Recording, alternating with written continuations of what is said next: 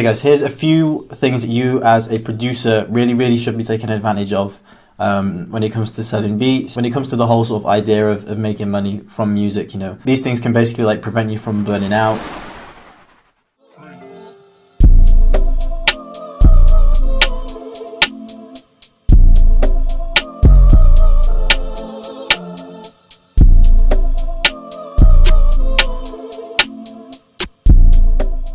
Bro, I really wish I was recording this. I just fucking turned the camera off, but listen to, I just literally made this in like the last couple of minutes. Found this like weird sample in Arcade. Where is it?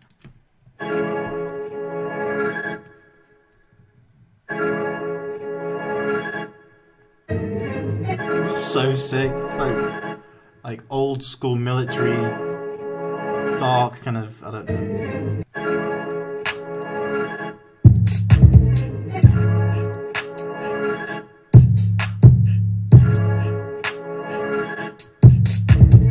And it's like breathing sound.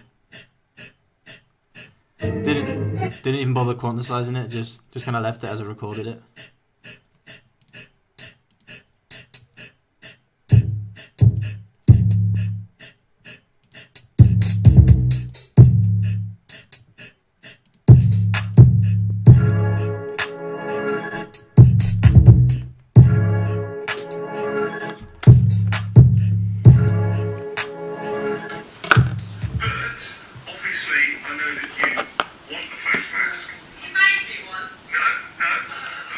Okay guys, here's a few things that you as a producer really should be taking advantage of when it comes to selling beats, when it comes to the whole sort of idea of making money from music, you know. These things can basically like prevent you from burning out. One of them is more like a mindset thing, the other two are more practical, so you know, take them as you will. But these things you should really take advantage of, especially in 2020. Now the first one is that it has been proven. It has been done by countless people, dates back to like the beginning of hip hop, that people make beats and make a career out of it. It's done, like it's been proven. There's no like oversaturation. Yes, the making type beats might be slightly oversaturated.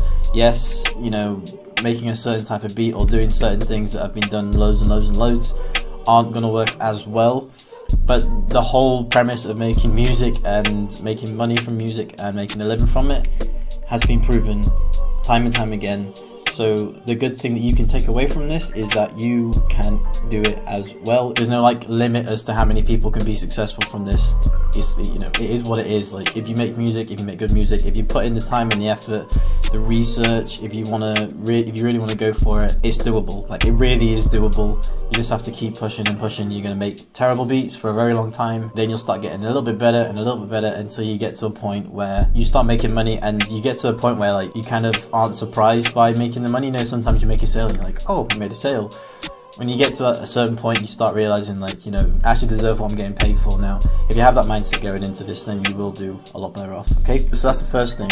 Second thing's more practical. The second thing is to take advantage of other producers, okay? Now, when I say take advantage, I don't mean, you know, try and scam them out of their money or try and, you know, anything negative. Don't do that. What I'm saying is take advantage of the people that are doing well with this and sort of follow in their footsteps. A real practical thing that you can do, especially if you're using the sales tactics that I've explained in other videos where you DM people on Instagram, if you're doing it on Twitter, if you go to the people that are doing well with it, like Ready Made or Cash Money AP, he's quite big now, but any well-known type beat producer that's, you know, kind of big in this niche that isn't like fully blown yet, go to their Instagram, go to their Twitter, go through their following list or their followers list and use their list to your advantage. The people that follow them are more likely to use their type of beat if they make the same type of beats as you.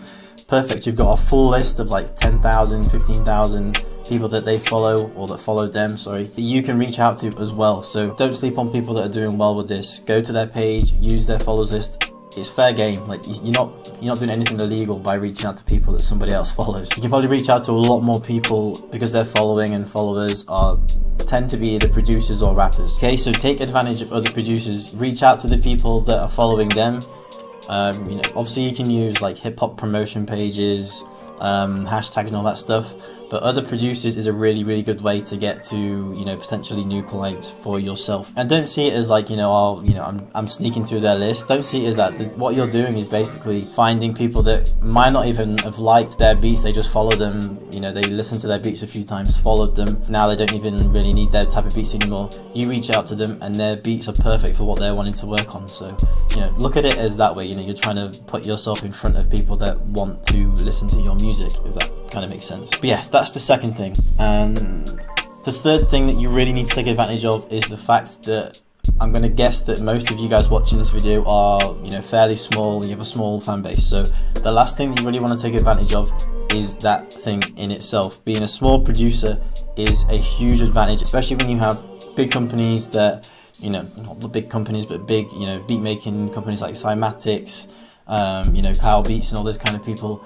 Lots of people use their beats, Cash Money AP, lots of people use their beats. So the fact that you are a small producer, not many people know about you, and not many people use your beats is perfect if you are reaching out to people manually, if you're using the strategies that I've explained in previous videos. This will work to your advantage hugely because it's super personal. The people that you're reaching out to are more likely to work with you because you're reaching out to them directly. Your beats aren't being used by thousands of other rappers, which means that there's that kind of like exclusivity to it. Even if, you know, they're buying a non-exclusive, they're more likely to have in the back of the mind that not many people are using that beat, which is perfect. So use the fact that you don't have, you know, that huge fan base just yet. Use that to your advantage, because when you do get that fan base, that's when you don't really need to use the strategies that I've explained. You can just kind of focus solely on the content and work on other things in terms of, you know, growing a brand. But yeah, those are like three really key things that I don't feel like a lot of people touch on in terms of like, you know, growing and making more sales. So just keep in the back of your mind that, you know, making music and making money from your music